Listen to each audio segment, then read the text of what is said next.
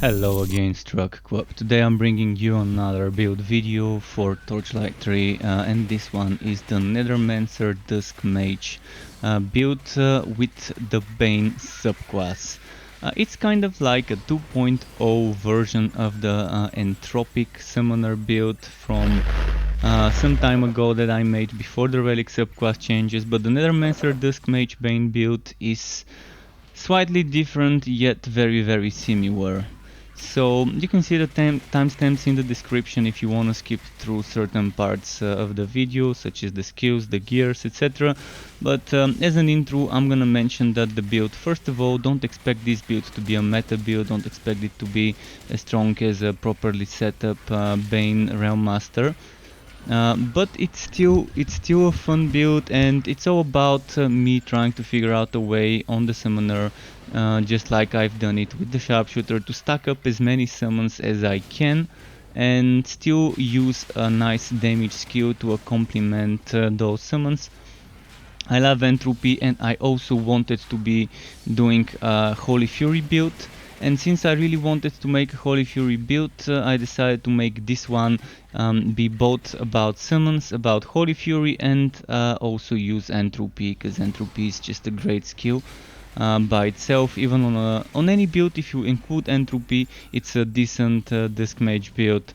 So basically how I do it is I use Holy Fury while Entropy is on cooldown, and Entropy is on long cooldown, so you would need to be using your summons and Holy Fury during its downtime.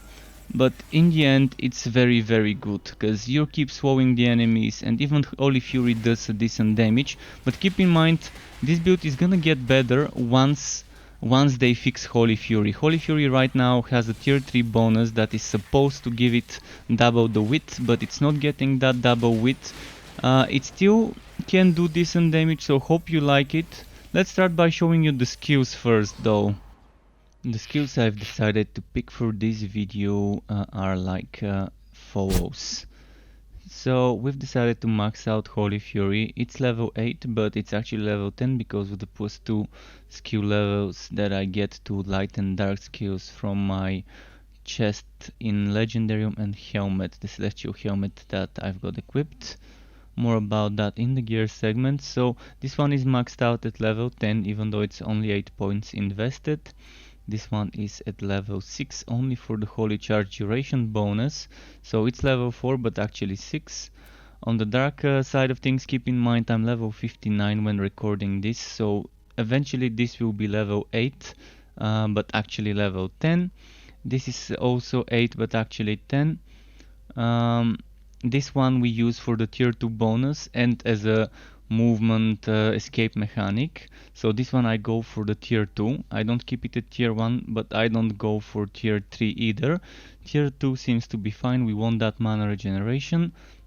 If you don't think you need the mana regeneration, and if you're fine with having a little bit longer cooldown for Shadow Step, you can maybe just stop at the tier 1 and get some more points for other things. For example, maybe Damnation if you need mana with the tier 1 bonus, or if you want that relic energy charge rate. And now energy spike we do need for the unholy charge duration tier 2 bonus. And there is a version where, for example, if you don't like using Entropy and you don't want to have the entropic reach, you can replace it with Ebon Grasp and use energy spike and then save 8 points, put 4 more here, and then you're still gonna have 4 points saved. So this is just an option for those of you who might want to play an energy spike version of the build rather than entropic one. Now Dark Spears I only keep as 1 point, and I like Dark Spears only for the slow and for the little trickles of damage which I don't use for the damage. I use them for the charging of my light buff bar. Entropy and Dark Spears together are charging the dark buff and the light buff bar super quick. Whereas the dark buff bar we can charge with Holy Fury. In fact, here instead of a basic attack you might want to even use Light Spear, so you can have another light skill to be using every now and then, because it's on charges and cooldown, it doesn't cost mana, so it could fit very well. Now Poison Nova is very underwhelming, and this 1 point I spent into Poison Nova you might just wanna get rid of, but it still gives you 50% defense increase for 6 seconds every 20 seconds, so it's not that bad. But keep in mind I don't use it for the damage. At least at level 1 the damage is pretty bad, and without any items increasing its damage. Keep in mind Spread of Death is right now buggy. It's giving you 25% poison damage, but it says 50%. What it should say it gives you 25% and still give you 25%. So this 50% you're seeing here on the skill description is not the real one. And keep in mind certain things would be changing with this skill, but since it doesn't concern this build, I'm not gonna talk much about it, but this will be just a basic attack stuff without requiring a staff to be used.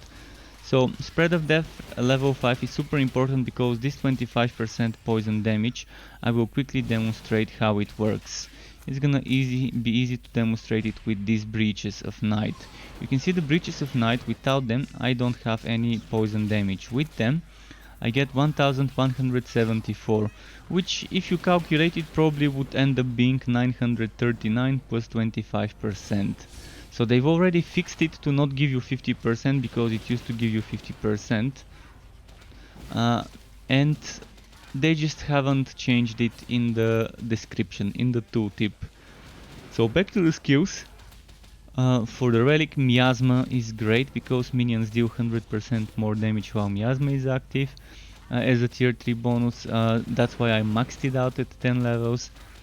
It also keeps summoning spiderlings every second, maximum 6, and it also has a relic energy cost reduction at tier 2. Arachnid Assault, I like using that as a tier 1 skill. I think as a tier 1 skill is good enough because you get that spider queen. You also get her to do damage along with your other summons and spiders and whatever else you've got fighting for you. I normally go for Energizer, but since we don't have as much skill points as one might want to, I decided to spend 4 points into Puppet Master. I found it that with Energizer or without Energizer, I'm doing good either way, so I decided to just remove the points from Energizer and spend them elsewhere in other skills, in the other skill tree. And keep in mind we're getting 10 extra skill points. With those 10 extra skill points, the way I would do things would be as follows.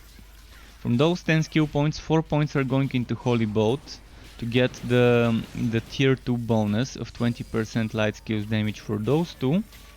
And the other 6 points, 4 of those will be going for Unholy Bolt for 20% dark skills damage for Entropy, even for Dark Spears, and as well for Spirit Well. Dark Spears again, you don't need the damage for it, but for Entropy and for Spirit Well it would be nice to get that damage. And keep in mind, if you don't want to be using more skeletons like me and just want more Netherlings and Netherim warriors and brutes, you can get one more Netherling, one more Netherim brute and one more Netherim warrior by putting in the legendarium the Panoptifist, Digitus.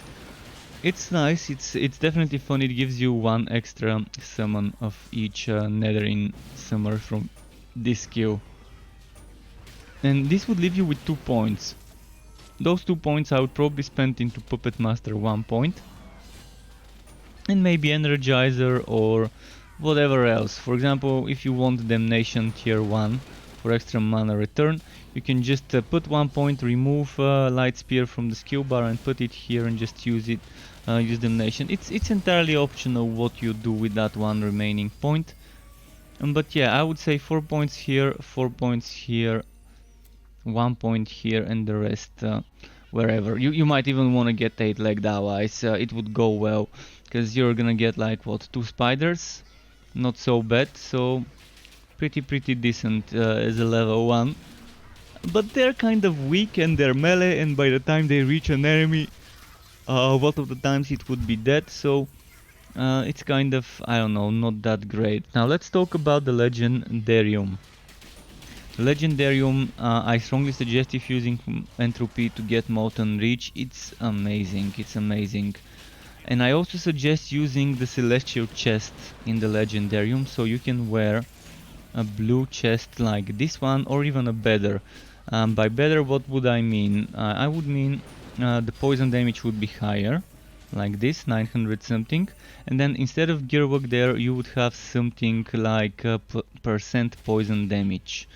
Um, yes, you can get percent poison damage like this one on a chest that also has flat poison damage, and this will be a great min-maxer setup stuff.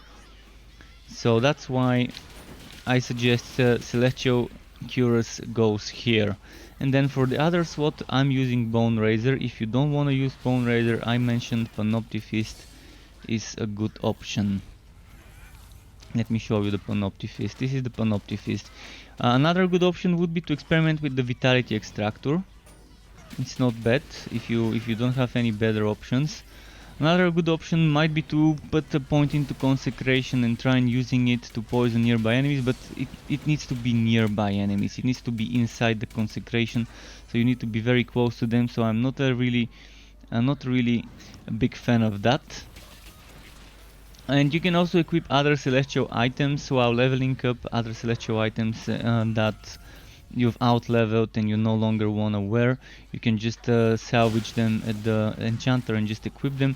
But my final setup, my ideal one, is this one I'm using. It's very rare for me to actually have my ideal setup in the Legendarium and in my items, but in this case I actually have them. But yeah, there's options how to do stuff. If you're not using Entropy and wanna use Energy Spike, Ebon Grasp replaces Molten Reach, and that's pretty nice.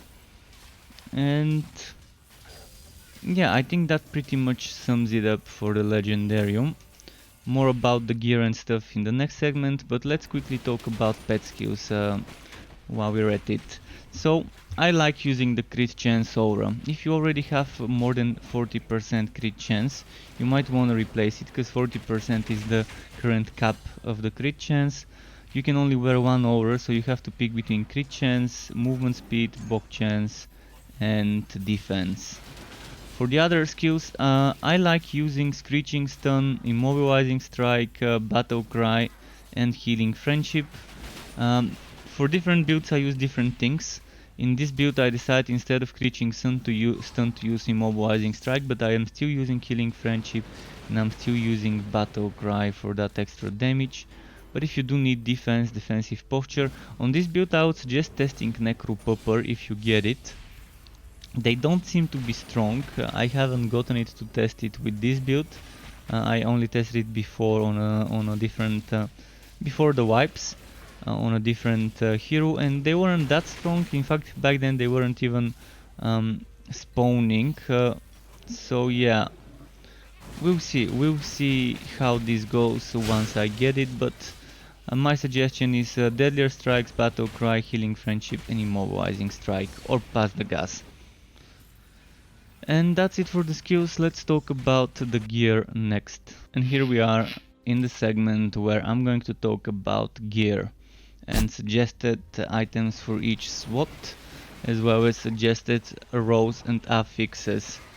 First of all, we're going for poison damage everywhere where damage can roll. Whether it's flat damage on the weapon. Here, keep in mind, on my socket I've got fire because it already has poison damage and it's a one-handed weapon. So at the top if it's poison, and if at the bottom it has poison, like this weapon, you cannot get another poison on a socket. But if it's a two-handed, you can. If it's a two-handed, you can get 3 times poison damage. So this is why, for example, you would want to roll another flat damage on the weapon, and ideally you would probably get fire or cold, because in the hot or cold recipe there's 6 things that you can get, and out of those 6 things, 2 are flat damages, flat fire and flat cold. The way they've done it right now, this is probably the meta rolling, when you just need flat damage regardless of its element to fill in some slots. Ideally here you would have a blue pistol that gives you poison damage, maybe flat poison damage, maybe some crit damage or crit chance, and then maybe a socket with some more flat damage that's not poison to just fill in, like me with the fire.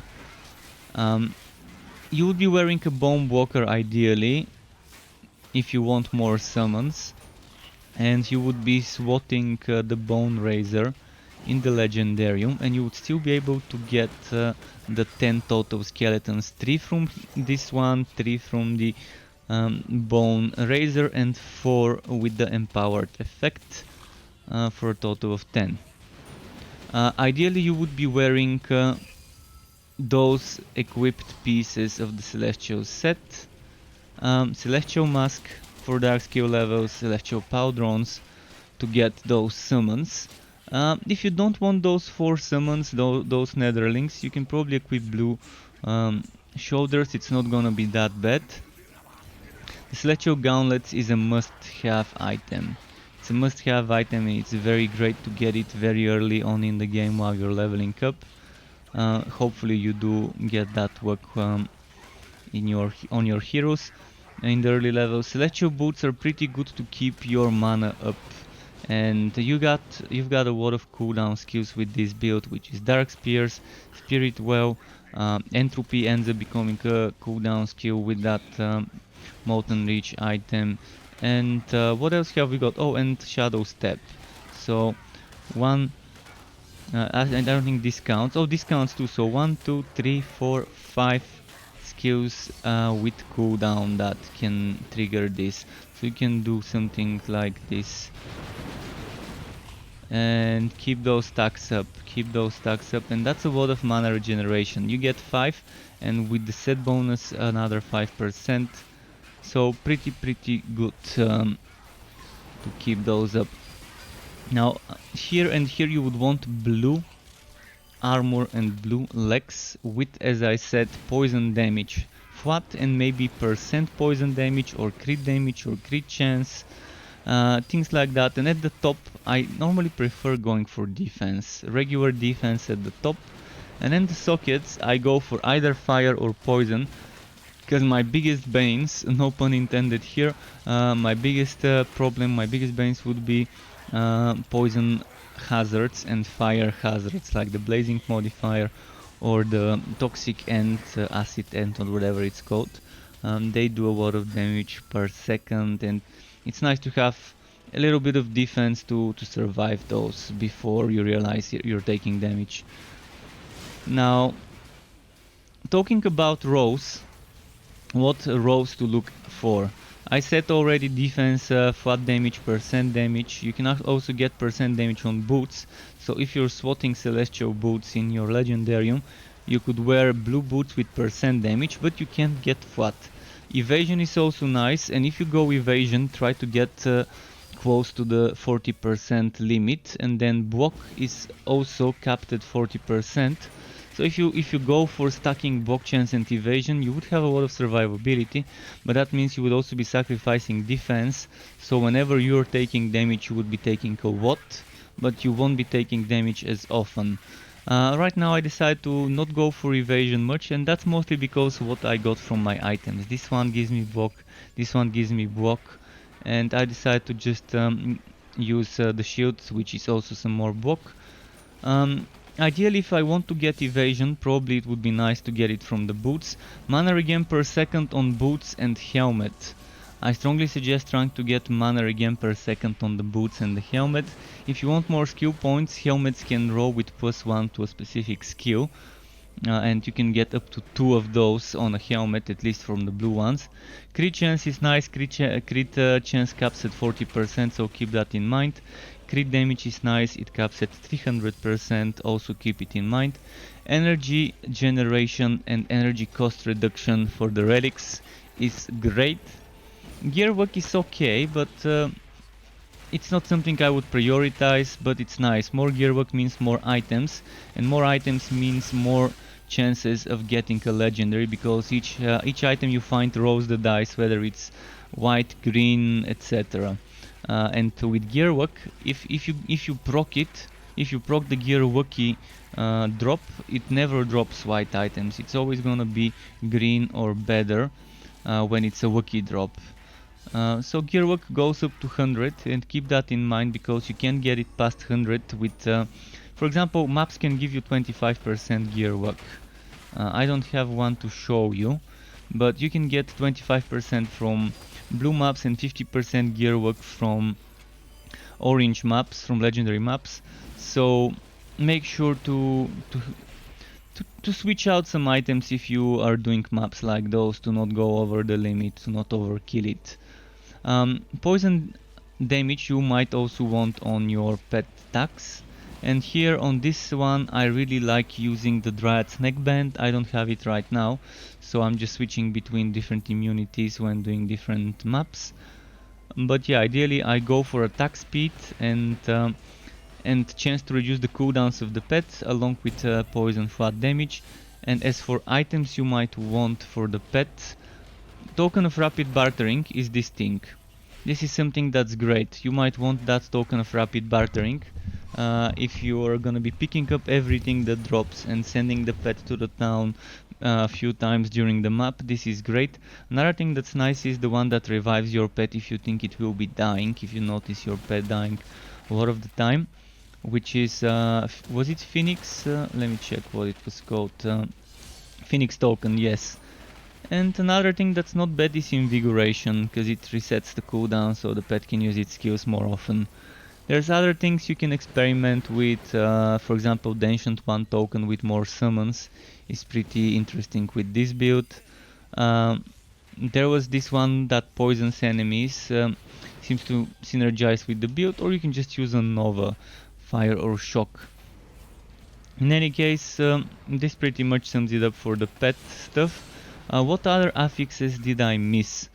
Chance to swow you don't really need, but chance to knockback really helps. Chance to knockback means that when you're using Entropy, you can see how the projectile is traveling slowly.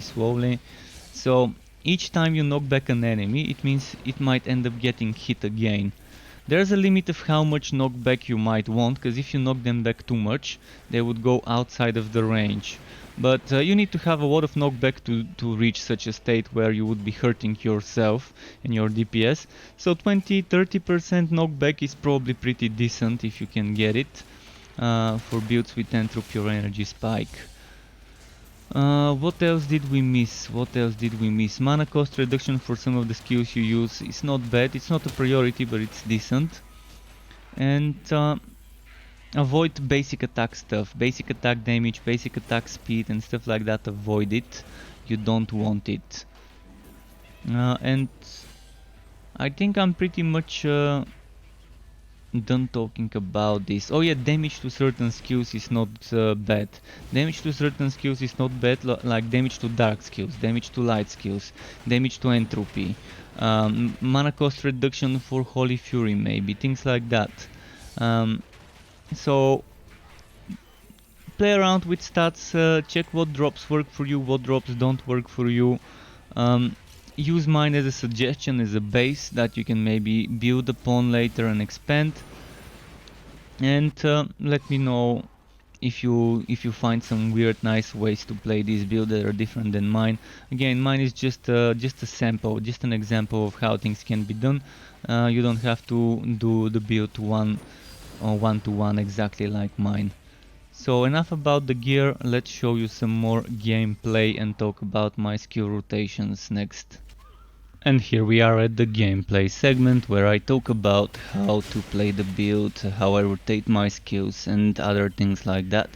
So you can see I normally would maybe jump into a group of enemies, try and group up as many as I can, cluster them up together, then lead in with some of my skills like the Poison Nova to get the defenses, and then Entropy.